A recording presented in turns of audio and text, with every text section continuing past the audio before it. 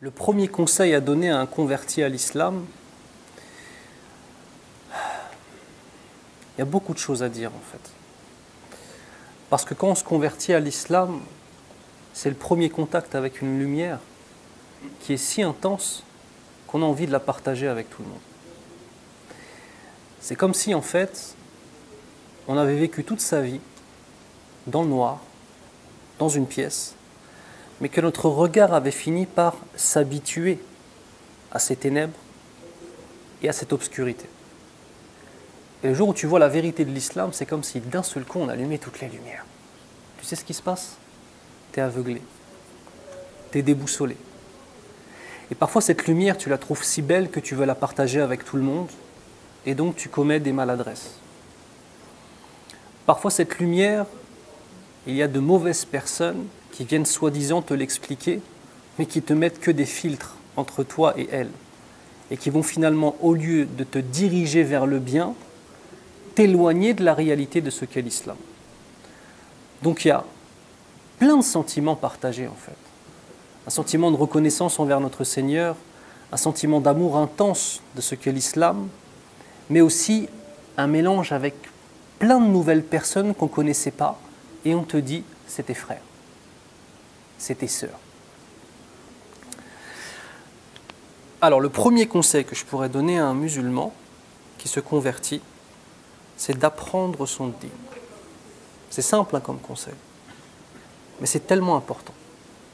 Apprendre qui est ton Seigneur, tomber amoureux d'Allah Azza wa Jalla.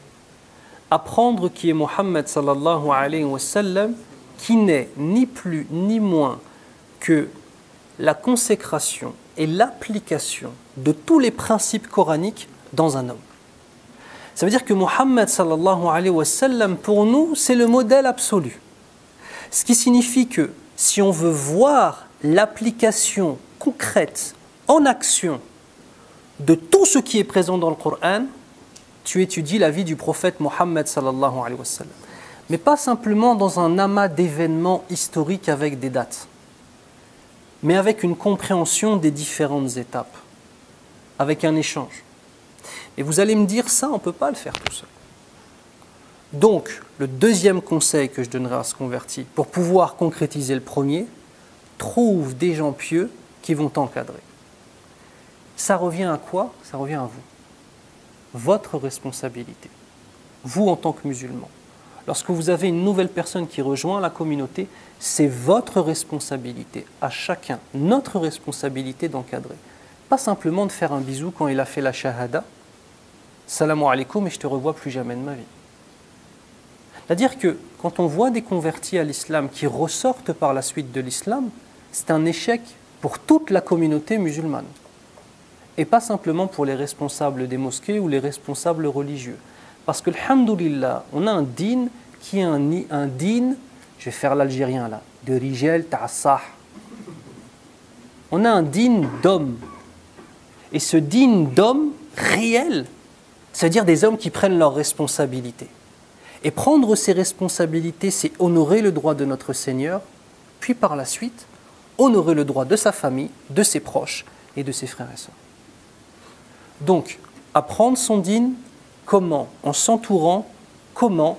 Eh bien, c'est votre responsabilité de créer des structures et créer de l'accueil. Vous savez, je ne sais pas, il y a plusieurs têtes de convertis, là, ça se voit. Qui est converti ici? D'accord. Parlez-moi du jour du Eid. C'est un jour de bonheur ou pas? Oui? Très bien. Moi, ça a toujours été un jour de tristesse.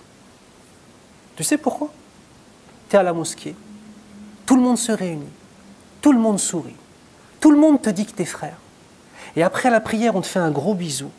Et toi, tu rentres chez toi tout seul dans ta chambre d'étudiant à manger des pâtes au micro-ondes tout seul. Elle est où la communauté là en fait? Ça veut dire que c'est des responsabilités et c'est des questions qu'ils vont avoir.